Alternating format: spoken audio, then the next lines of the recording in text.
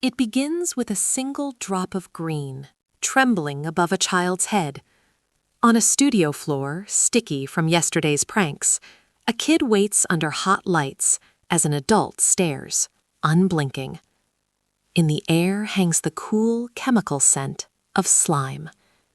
This was You Can't Do That on Television, a show that broke all the rules.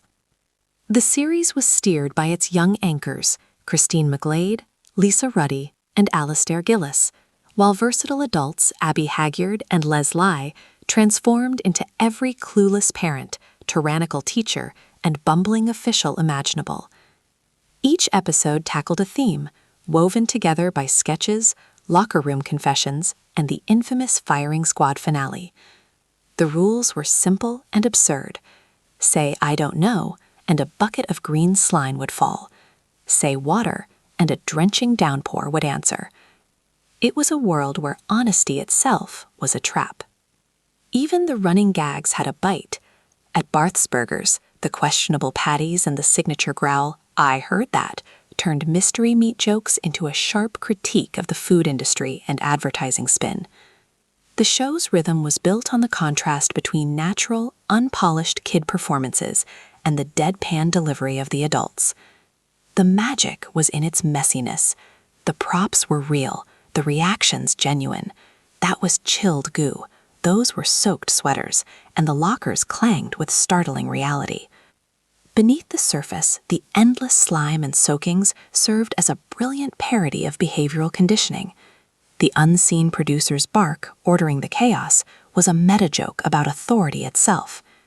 Topical sketches cleverly nodded to Cold War anxieties, consumer panics, and ongoing censorship debates. Of course, not everything made it to air. Scenes were trimmed for pacing, but also for content. Sharper political commentary, jokes that rattled brand safety, and even extra soakings were left on the cutting room floor, creating different edits for Canadian and United States broadcasts. The atmosphere was built with minimalist precision. A thin synth sting or a simple drum roll before the drop was all it took to create unbearable tension. Rehearsals weren't for perfecting lines, but for training the crew in split-second cues and what could only be called mop choreography. Test audiences of children cheered the ritualistic mess, while some parents and network officials winced at the constant jabs at authority, a divide that ultimately helped Nickelodeon forge its rebellious identity. Born from Ottawa ingenuity, the show thrived on a modest budget that forced creativity, from modular sets to overnight rewrites.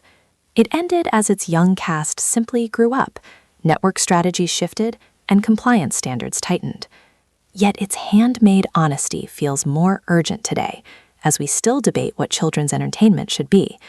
The message is unwavering: question authority, see through the spin, and speak plainly, even when it's messy. A definitive 90 out of 100. Up next, the 5 scenes that prove slime could be a powerful statement.